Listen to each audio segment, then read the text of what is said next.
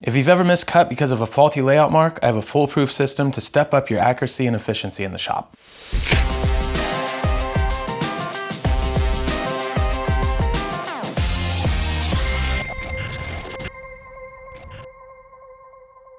What's going on, guys? I'm Jody. This is Inspire Woodcraft. Today I wanted to take a look at something that is not often talked about, and honestly I don't think is often thought about, and that is when we pull our tape out and we go to make a mark, what is the mark that we're actually making? Are we making a little scratch mark? Are we making a crow's foot? And what does that tell us so that we know what to use that information for in the next step of our project? Now, those of you that watched my last video heard me say that this video should have been on how to square up and dial in our inexpensive combination squares so that we can use them more efficiently in the shop. Now, I fully intended on that video to be this video, if you guys can understand what I mean there.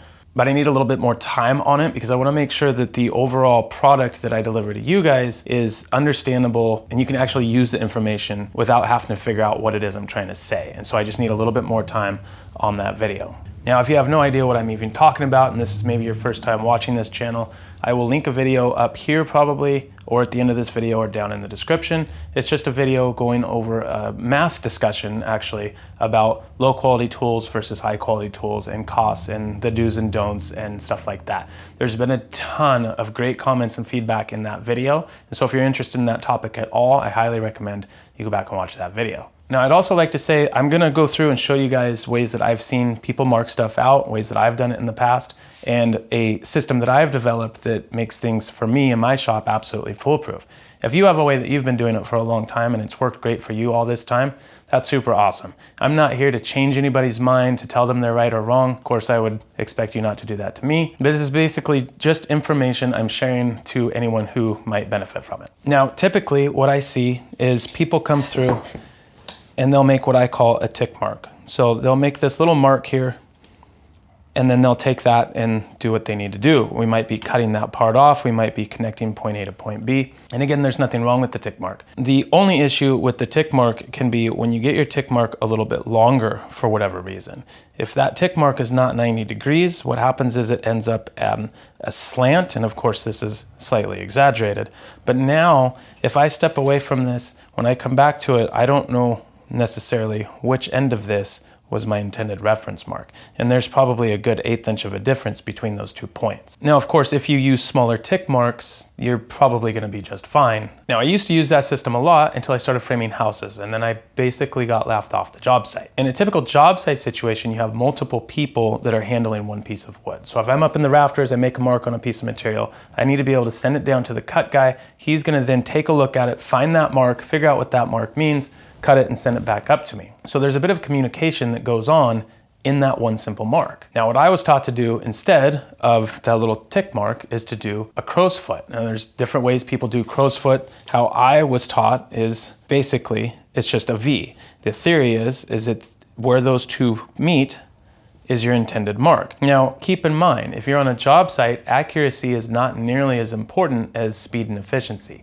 Again, this is meant more for in the wood shop where you have joinery that needs to go together without a lot of gaps. If you're building a fence or something, you wouldn't need to worry about the accuracy so much. The issue that I have with using the crow's foot in the shop is that as I go, I have a tendency of allowing there to be room for error and sloppiness. So I'm going through here, I'm marking all these off at a 1/4 inch.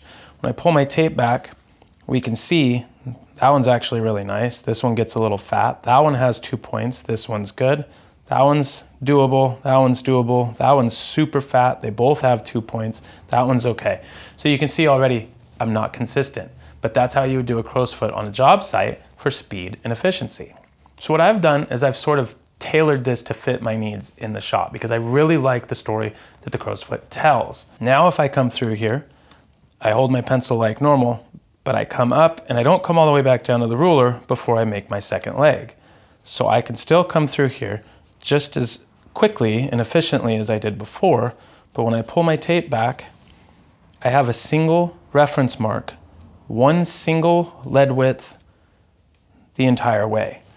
In my opinion, and what I do in my shop, that's much more efficient.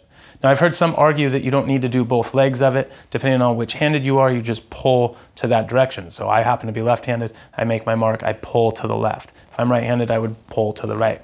That works. If you use that system, I would highly recommend that as you go, you feather off that edge by lifting your pencil slightly as you go. And I do that sometimes. The reason is because logic then dictates that this was the start of my pencil stroke and that was the end, which means this must have been my intended mark. Now, if you're going to use this on the other side of your tape measure, you would just have to make sure that you went the same direction.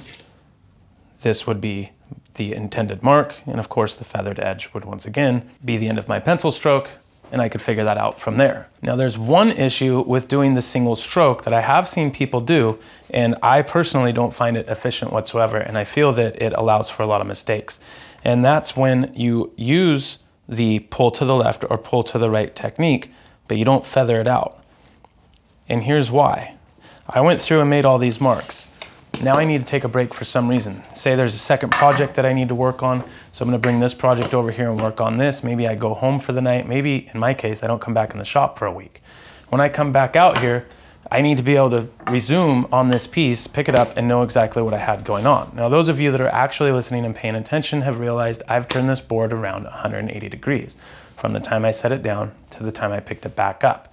I did that on purpose because it simulates what happens when we get distracted and we start moving things around. We need to be able to come back to this and know exactly what we were trying to do when we left to begin with. Now, because this is 180 degrees, my marks are still all pulling to the left like I intended.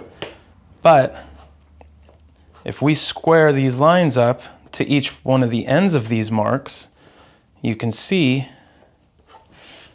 how big of a difference there is between this end and this end. It's a big gap.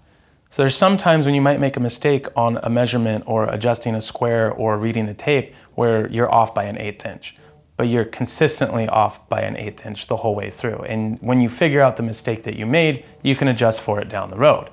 With this, you can't even adjust for it because it's different each and every time you made one of those marks. So again, I like the modified crow's foot because I can come through here, make a mark at however often. I'm doing roughly a 1/4 inch. I can do it quickly and efficiently. I can do it from both sides of my tape measure. And no matter what happens, whether I turn this around or not, I have one single piece of lead designating the exact measurement I wanted every single time.